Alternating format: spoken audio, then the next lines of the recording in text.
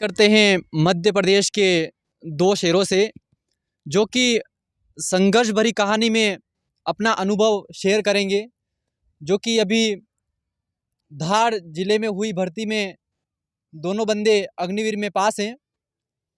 साथियों, बताना चाहूँगा कि किसी की भी संघर्ष की कहानी इतनी छोटी और इतनी सस्ती नहीं होती है जो कि हर आदमी के सामने वो शेयर करें।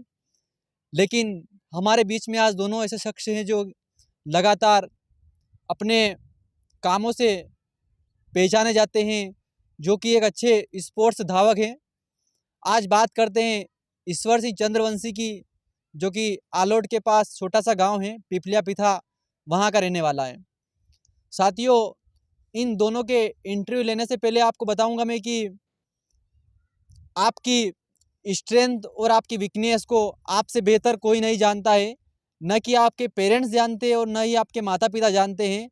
इसलिए आप जो भी करते हो अपने दिल से करें और अपने दिमाग से करें, क्योंकि दिल से किया हुआ काम ही जीवन में हमें आगे ले जाता है। ईश्वर सिंह से बात करेंगे आज हम लोग। ईश्वर सिंह, कैसा क्या अनुभव है आपका? आपने अग्निवीर दौड़ जो पास करी है उसमें आपके कितने महीनों की मेहनत थी उसके अंदर? जी, समथिंग मेरे महीने की समथिंग 7-8 महीने से मैंने सिसोदिया आर्मी एकेडमी में तैयारी की। फिर उसके बाद में मेरे शादी का इवेंट आ गया था, तो मैं घर पे आ गया था। फिर उसके बाद में इंडियन फिजिकल एकेडमी आलोट, यहाँ से हमारे विष्णु जी बड़े अच्छी खासी तैयारी करवाते हैं। एंड इनके साथ साथ में मैंने बहुत कुछ सीखने को मिला। यहाँ पे इवेंट भी हुआ 1-2 बार हमारा, जैसे आर्मी वाले जैसे आर्मी की भर्ती निकलती उसी टाइप से यहाँ पे भर्ती की गई। उसके हिसाब से हमारे यहाँ के जिसका बंदे का सिलेक्शन हुआ उनको स्वागत भी रखा। बहुत ही अच्छी खासी तरह से इन्होंने स्वागत किया। एंड जो भी है ठीक है। आपके माता पिता ने आपका कितना सपोर्ट किया है इस संघर्ष भरी जीवन की कहानी में? जी हाँ, मेरे माता पिता ने, जबकि वो खाना खुआना छोड़ देते बट मेरे को खाना खिला के मेरे को रनिंग करवाते थे।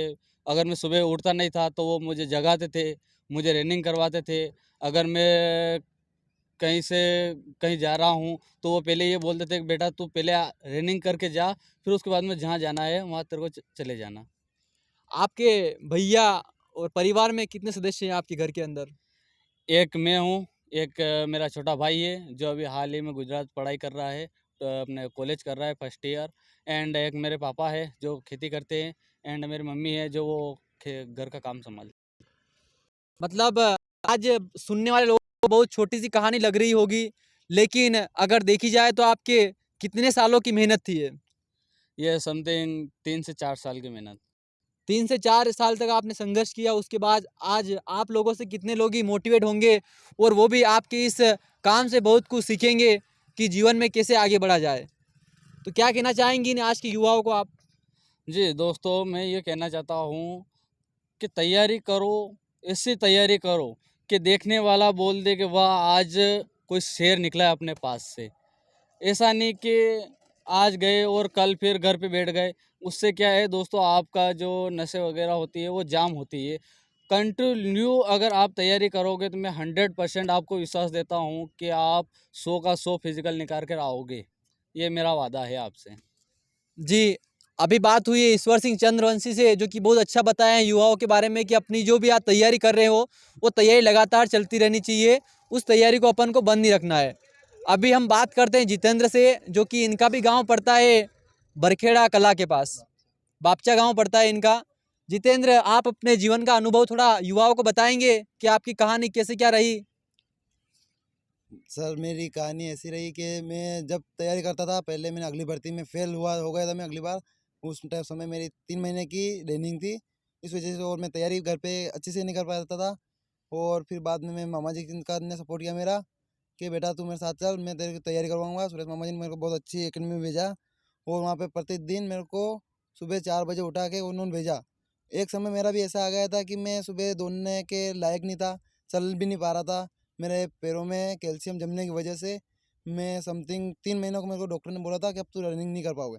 फिर भी मैंने हिम्मत नहीं हारी और विष्णु सर से और मैं मदन जी सर से उनके सहायता से मैंने अच्छी तैयारी में नहीं छोड़ी। तो मैं तैयारी के करना छोड़ा ही नहीं मैंने बिल्कुल। फिर एक दिन ऐसा आया कि लोग हँसते थे मेरे ऊपर, खुद के ऊपर। पर फिर भी मैंने तैयारी ना छोड़ी। उसके बाद में जो हुआ मेरे साथ में, मेरे को खुद को विश्वास नहीं था। मैंने कि यार अपना 100 का फिजिकल हो जाएगा, मेरे को विश्वास था 88 का होगा। पर मैंने हौसला ऐसा था कि साला जो भी होगा या तो इस पार या उस पार। फिर मैंने भर्ती देने गया उस दिन। मैं रात को 10 बजे मेरे को टेंशन था कि यार नहीं होगा तो लोग सब हँसेंगे और पैसे का भी बहुत ज़्यादा खर्च हो गया था क्योंकि एकेडमी में था। फिर मैं रात को 12 बजे विष्णु सर से को कॉल किया कि सर हाथ में यहाँ पे दर्द होने लग गया सर, मैं नहीं कर पाऊँगा। तो सर ने बोला जितेन बेटा तुम टेंशन लो ही मत, आप पास हो, 100 का फिजिकल मार के आ रहे हो। तो सर से बात हुई मेरी, सर ने बोला कि नो टेंशन रहो। फिर मैंने सुबह गया, फिर वहाँ जा ग्राउंड में जाने के बाद में नो टेंशन हो गया। फिर वहाँ पे मैंने 100 का फिजिकल मारा है। इसलिए मैं बोलना यही चाहूँगा कि आप किसी भी चीज़ को इस तरह करो कि लोग कहने लग जाए कि ये बर्बाद हो रहा है साला। और मेरा कहना ये है कि आप एक दिन में 1000 काम ना करें, बल्कि एक काम को इस तरह करें कि एक काम को दिन में 1000 बार करें, तो आपकी सफलता निश्चित है। बहुत बढ़िया बताया आपने कि आप जीवन में 1000 काम करो या ना करो, लेकिन जीवन में एक ऐसा काम एक करो कि आप उसको दिन में 100 बार करो, क्योंकि सफलता एक दिन में नहीं मिलती है, परंतु अगर सोच लिया जाए तो एक दिन सफलता आपको अवश्य मिलती है। कहते हैं कि ना संघर्ष ना मुश्किल है तो क्या मजा है जीने में, आंधी तूफान भी थम जाए ऐसा लक्ष्य बनाओ सीने में। तो बिना लक्ष्य से जीवन क्या अपना स्वार्थ है कि व्यर्थ है? व्यर्थ है सर। अगर आपका लक्ष्य ऐसा रखोगे, चाहे कुछ भी साला कुछ भी हो जाए, पानी गिरे, आग गिरे, कुछ भी काम हो, अपने काम को 100% उसमें दो, आपको सफलता मिलनी अनिवार्य है। भगवान भी खुद चाहेगा कि आप भगवान के भरोसे मत बैठे रहो कि भगवान मेरा हो नहीं रहा, किस्मत खराब है। भगवान सबकी परीक्षा लेता है।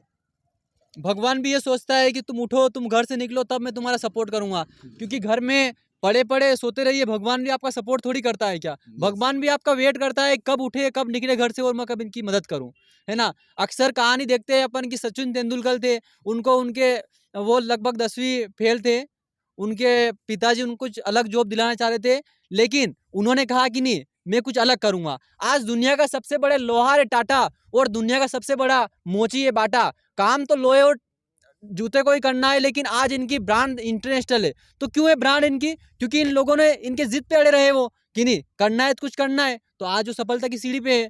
तो आपके घर वालों ने कितना सपोर्ट किया इस इवेंट में आपका? सर मेरा घर वालों ने इतना सपोर्ट किया कि मैं गरीब फैमिली से बिलोंग करता हूँ, फिर भी मेरे को जैसे पैसे चाहिए वैसे पैसे दिए। और मामा जी ने बहुत सुरेश मामा जी है मेरे पिपलिया मंडी के पास नेनोरा से, उन्होंने मेरे को हर वजह से मतलब पैसे की चीज़ तंगी आती थी, मैं डायरेक्ट कॉल करता मामा जी पैसे चाहिए, तो उन्होंने पैसों से हर चीज़ से मैं सहयोग किया, क्योंकि इसमें अपने घर वालों को सहयोग मिलना ज़रूरी है। तो उन्होंने बहुत मेरा सफलता का 100% मेरे सुरेश मामा जी एंड मेरे पापा को जाता है। उन्होंने बहुत संघर्ष से दुख तकलीफ करके भेजा मेरे को यहाँ पे, तो उनकी वजह से मैं यहाँ पर हूँ जी, और कुछ नहीं। देखा जाए तो बहुत कम ही लोग होते हैं जिनके माता पिता उनको सपोर्ट करते हैं। बहुत सारे बच्चों को उनके माता पिता सपोर्ट भी नहीं करते हैं, फिर भी वो बेचारे मजदूरी करके अपना जो इवेंट जो इस ज़िंदगी के सफ़र में आगे बढ़ते रहते हैं। बहुत सारे के बच्चों के ऊपर तो छोटी सी उम्र में माता पिता का जो साया रहता है उठ जाता है, लेकिन हमें इन दोनों युवाओं से आज बहुत कुछ सीखने का मिला है। तो अगर आपको भी आगे बढ़ना है तो निरंतर आप प्रयास करते रहिए। जय हिंद, जय भारत।